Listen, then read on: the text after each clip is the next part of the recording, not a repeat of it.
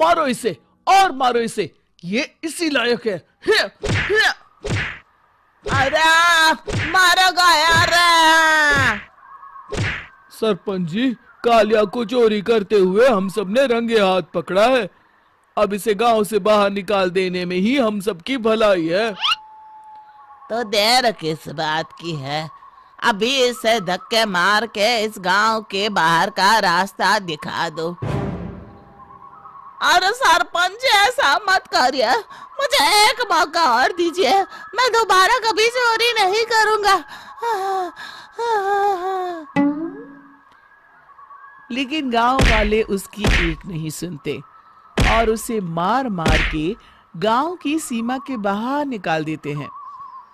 हाय, मेरी कमर दर्द के मारे मेरी जान निकली जा रही है।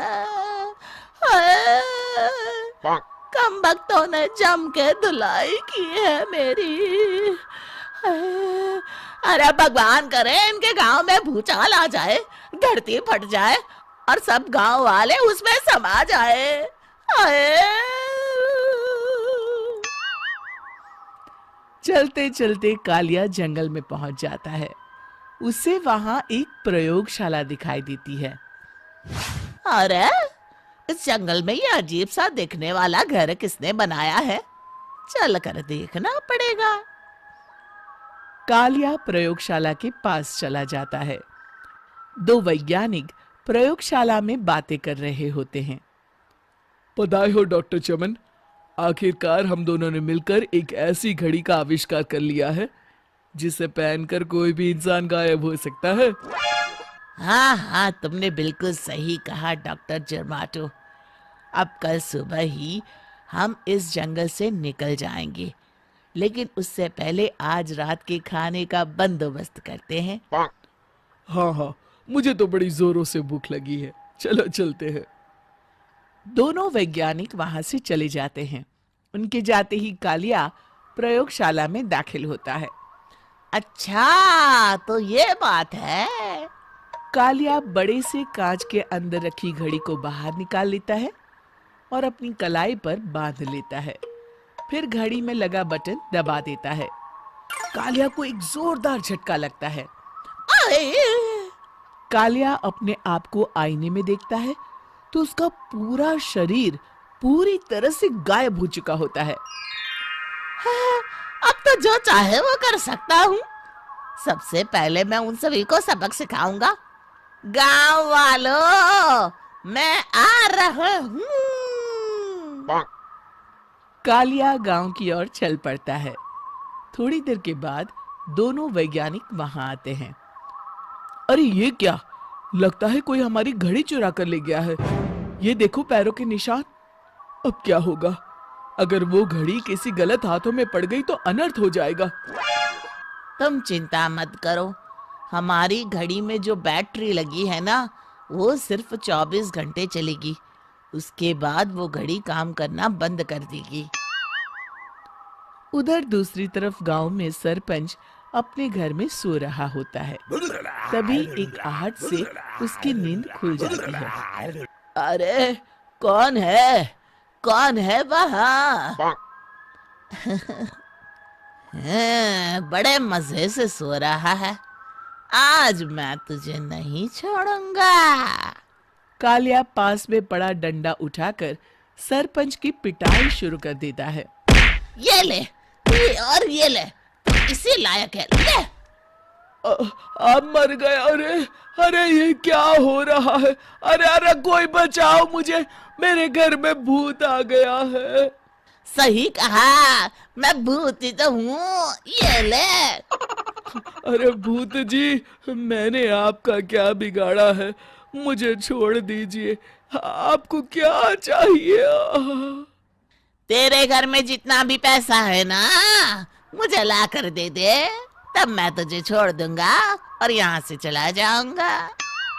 सरपंच अपनी तिजोरी से पैसे निकालकर एक बड़े कपड़े में बांधकर जमीन पर रख देता है और कालिया वो सारा पैसा लेकर वहां से चला जाता है। दूसरी तरफ जमींदार गांव के चौराहे पर खड़ा कुछ लोगों से बात कर रहा होता है। इस कमीने जमींदार ने भी मुझे बहुत पीटा था, इससे भी बदला लेना तो बनता है। हाँ? जमींदार अचानक अपने आप को चांटे मारने लगता है। अरे भाई ये क्या हो रहा है? जमींदार साहब अब ठीक तो है ना? अरे मुझे नहीं पता भाई।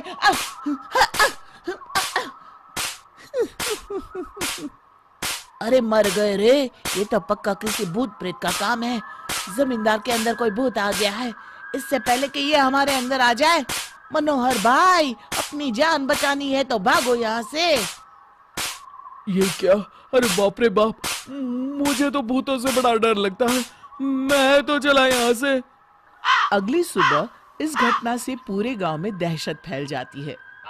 सभी गांव वाले आपस में बात करने लगते हैं। अरे भाई पता नहीं कहां से हमारे गांव में एक भूत आ गया है।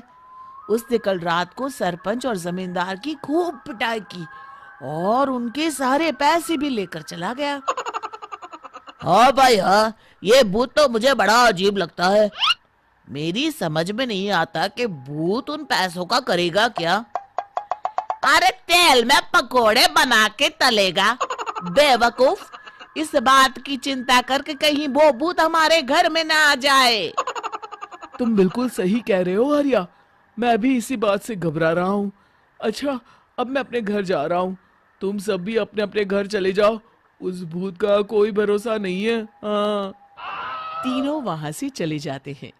दूसरी तरफ कालिया सारे पैसों को एक खंडर में छुपा देता है। इतने सारे रुपए तो मैंने अपनी पूरी जिंदगी में एक साथ कभी नहीं देखे। इस तरह कुछ दिनों में मैं अमीर बन जाऊंगा। आज मैं उस मोटे बब्बन को अपना शिकार बनाऊंगा। सुना है दहेज में बहुत सारे पैसे और गहने मिले हैं उसे। रात होते ही कालिया बब्बन के घर में घुस जाता है। हाँ, मिल गई तिजोरी। अब जल्दी से इसे खोलकर सारे पैसे निकाल लेता हूँ। अरे खुल जा खुल जा। खुल गई। कालिया पैसे थैले में भर ही रहा था कि तभी बब्बन उसके बगल में आकर खड़ा हो जाता है। भाई क्या कर रहा है? हाँ? अरे हट। अरे तेरी इतनी हिम्मत, मैं तेरे सामने खड़ा हूँ और तू फिर भी मेरी तिजोरी से पैसे चुरा रहा है। अरे मैं तो गायब हूँ, तू मुझे कैसे देख रहा है? कालिया अपनी घड़ी को देखता है। अरे इसे क्या हो गया है? हाय लगता है बैटरी खत्म हो गई। अच्छा तो आज मैं तेरी बैटरी अच्छे से चार्ज कर देता हूँ। अरे भाग्यवान, जरा मेरा डंडा तो लाना। ये मोटा मुझे नहीं छोड़ेगा। अरे भागो। कालिया भागकर घर के बाहर जाता है। बाहर सभी गांव वाले हाथ में डंडा लिए खड़े होते हैं। अच्छा तो तू वो भूत है? मुझे माफ कर दीजिए सरपंच जी, मैं आपके और जमींदार जी के सारे पैसे लौटा दूंगा और आज ही हमेशा के लिए ये गांव छोड़कर चला जाऊंगा। शिक्षा, बुराई ज्यादा दिन की मेहमान नहीं होती, एक दिन उसका अंत हो ही जाता है।